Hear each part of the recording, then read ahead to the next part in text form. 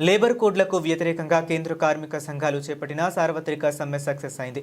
Chamber of commerce ఇతర సంఘాల సైతం మద్దతు తెలపడంతో నగరంలోని పలు వ్యాపార సంస్థలు మూతపడ్డాయి. దీంతో మధ్యాహ్నం వరకు కొన్ని వ్యాపార సముదాయాలు వెలబెలబోయాయి.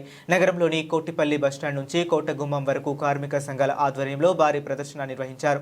ఈ ర్యాలీలో వందలాది మంది ఉద్యోగులు, కార్మికులు పాల్గొని కేంద్రంలోని మోడీ ప్రభుత్వ విధానాలను ఎండగడుతూ నినాదాలు చేశారు. అనంతరం కోటగుమ్మం సెంటర్ సమీపంలో బహిరంగ సభ నిర్వహించారు. ఈ సభకు సిఐటియు జిల్లా కార్యదర్శి బి పవన్ అధ్యక్షత వహించారు. ఈ సందర్భంగా సిఐటియు జిల్లా ఉపాధ్యక్షులు టి అరుణ్ మాట్లాడుతూ మోదీ 12 సంవత్సరాల పాలనలో దేశం తిరోగమనంలో ఉందని అన్నారు.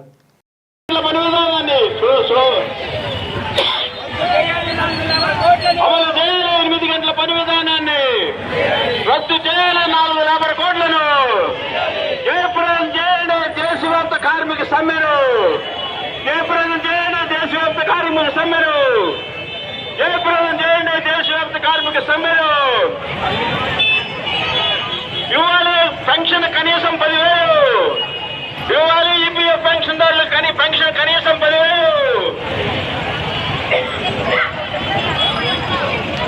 కార్మిక సంఘాలు వివిధ ఫెడరేషన్ ఇచ్చినటువంటి పిలుపు మేరకు ఈ యొక్క జాతీయ సమ్మె ఈనాడు 23వ జాతీయ సమ్మె.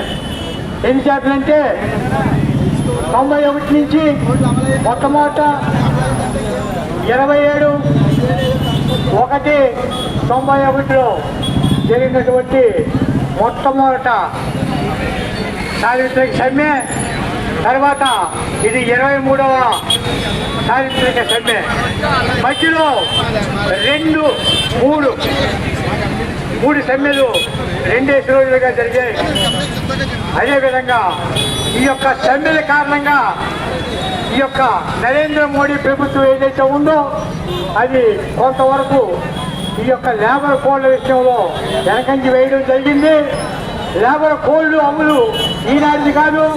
2014 బీజేపీ ఆర్ఎస్ఎస్ అధికారం చేపట్టిన తర్వాత ఈ యొక్క లేబర్ కోడ్లు అమలు చేయాలి. యాజమాన్యానికి ఎవరైతే అతను గెలిపించారో ఆ గెలిపించినటువంటి కార్పొరేట్ల యొక్క వాళ్ళ యొక్క నిధులు పెరగాలి. అలాగే శ్రమశక్తి దోపిడీ విధానాన్ని అమలు చేసుకోవాలని చెప్పేసి వాళ్ళు ఆనాటి నుంచే ఒక ప్రయత్నం చేశారు.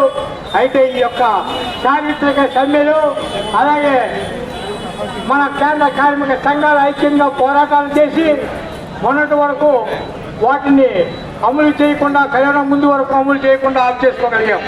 కానీ కరోనా కష్టకాలంలోనే